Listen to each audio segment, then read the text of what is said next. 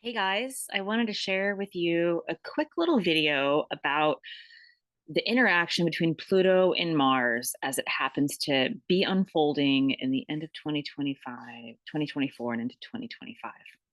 So I'm titling this presentation Pluto opposite Mars, but it's going to be a little bit more nuanced than that. In the podcast, I talked about how Pluto and Mars are kind of similar in the sense that Pluto is the subtle energetic, which is the higher octave of Mars, the 3D energetic. They're both about willpower. Mars is, the ego self willpower. Pluto is collective willpower. They both engage, or can the shadow side engage in fear, but also when fear comes up, they support us in working through fear, but they also can show, especially Pluto, what's beneath the surface, if there's any shadow aspects, if there's some sort of a misuse of power. um, the higher octave of these two interacting together is that we see what is true.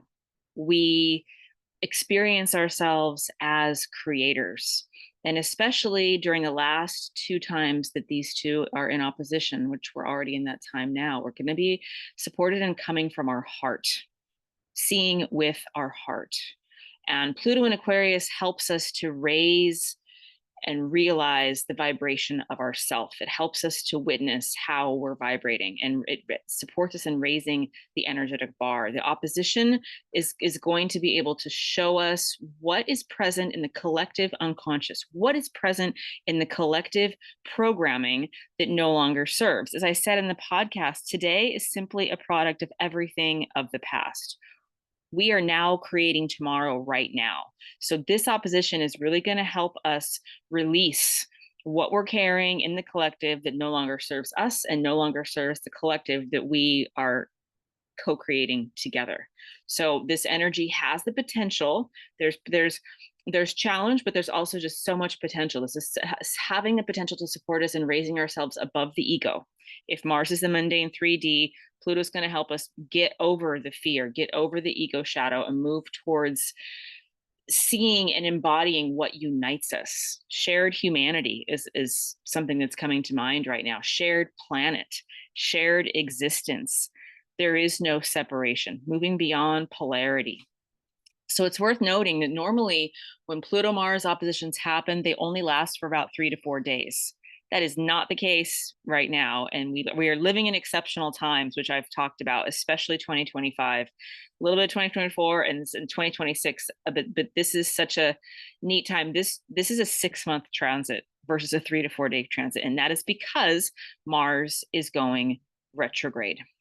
So let's go back to the first. There's three oppositions that are exact, and I love it when things happen in threes, because the first time it happens is kind of giving us a sense of what's up, what are we supposed to be seeing, what energy are we supposed to be shifting and moving and transmuting and transforming. The second one is rubber hits the road, go time.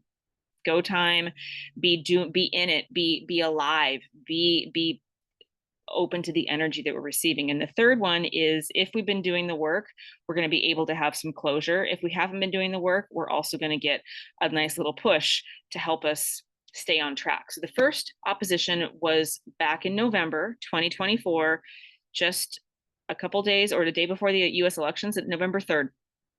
And that was at the anaretic degree of the opposition was Pluto was at the anaretic degree of Capricorn, if you remember. And then Mars was at the anaretic 29th degree of Cancer. So the anaretic degree is intense. It shows shadow. It shows what needs to be transformed. So on or around that time, a little bit cuspy, couple days before, a couple days after, it was very likely that we would see what needs to be transformed about our structures, what needs to be transformed about how we use or misuse emotional intelligence, manipulation versus truth. So that was kind of showing us the preview of the movie that we're living in now. So the second opposition was exact on the 3rd of January. We're just coming off of that as I'm recording this, right around the time of the full moon on the 13th of January.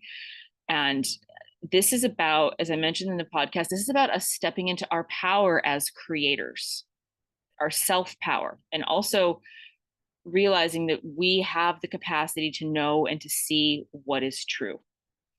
And coming at, as I mentioned, and coming at transmutation from our hearts. Let's back up. The November 3rd, first opposition, Cancer and Capricorn, the signs that they were in, those are cardinal signs, kind of showing us and shining a light on things. The second two oppositions are going to be in fixed signs.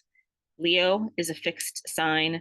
Mars is going to be in Leo. Pluto's going to be in Aquarius for quite some time. Both of those are fixed energy. So there could be a little bit more of a seeing how things don't work, and really being motivated to raise ourselves up above the existing ways of things not working. And so coming from our heart for the purposes of change and transformation and transmutation, raising above, and also the theme of releasing collective programming that no longer serves. The second opposition, right around the time of January 3rd, is where, as I mentioned, rubber hits the road. We're living in these times now. Now is the time where we're really being motivated and invited, and maybe in the future rewarded for doing the things our soul is really here to do. Living from our heart, releasing collective programming doesn't work, raising the vibration. The third and final opposition is going to happen on the 26th of April in 2025. So that's coming. We have from now until April to be working with these energies. Pluto's going to be at 3 degrees of Aquarius. Mars is going to be at 3 degrees of Libra. And at that point, Mars is going to give us the courage to break free from anything that's still holding us back in fear. And so we're also going to have the opportunity to transform the things that we fear into courage, and also to release the idea that we're powerless and that people do things to us. That is a very common thing in the 3D world. But if we are vibrational beings and we accept that anything that comes across our radar is because somehow we're harboring it, whether it's from our ancestors or the collective or something we've decided, really owning that we are the creators, releasing any kind of victim mentality, owning our energetic vibrational offerings, which also means to not just stop playing victim, but stop playing small. There's something in the collective that is about the universe. The collective needs our light. We are supposed to shine brightly. Being small and not bothering anybody or not rocking the boat. I'm not saying go rock the boat, go bother people, but be willing to stand up, have courage, shine bright, and be big. If you're being invited to be big, expand, shine. Aquarius is also going to help us at 3 degrees of Aquarius is going to remind us that this is a longer process. As I've mentioned, 2025 is really not the time for us to say, I've got the answer and I know what's true. We know what's true from moment to moment to moment, but this is a longer road to freedom. This is a longer road to raising the collective and personal vibration and lifting ourselves up and out of the ways in the past that don't work. So that road begins with us. And we're going to be motivated to look within, as I'm mentioning, and make changes. Look within for what we're carrying and make changes. What kind of changes? The theme that came through around this full moon, and it seems to be a theme of 2025, trust the energetic flows.